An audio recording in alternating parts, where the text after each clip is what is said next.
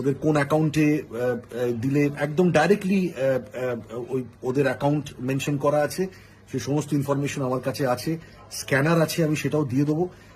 আমি এইটুকুই অনুরোধ করব যে আপনারা সকলে যদি অল্প অল্প করেও দেন তাহলে বাচ্চাটিকে আমরা বাঁচিয়ে নিতে পারবো। বাচ্চাটি আবার নতুন সূর্য দেখবে, লেখাপড়া করবে, বড় হবে।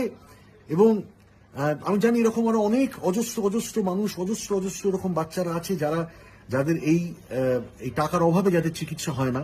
অন্তত আমরা যতটুকু পারি let us do our bit. আমরা তো সবাইকে এরকম ভাবে করতে পারবো না, কিন্তু যখন কানে কোনো ইনফরমেশন এসছে, কানে যখন একটা জিনিস এসছে আমার যে এরকম একটি বাচ্চা এরকম ভাবে সে তার এরকম সে একটা মারণ রোগে আক্রান্ত, সে এত যন্ত্রণা ক্লিষ্ট, এত কষ্ট পাচ্ছে বাচ্চাটা, অন্তত আমার পক্ষে যতটুকু করা সম্ভব একজন মানুষ হিসেবে সেইটুকু তো আমাদের প্রত্যেকের করা উচিত, তাই না?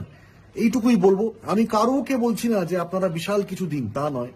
ওই যে স্ক্যানারটা দেবো সেটাতে সবাই অল্প অল্প করে নিজেদের মতন কেউ যে যেরকম পারলেন দিলেন, তাতে কিন্তু ওই বাচ্চাটার জীবন আমরা ফিরিয়ে আনতে পারি। এইটুকুই বলার।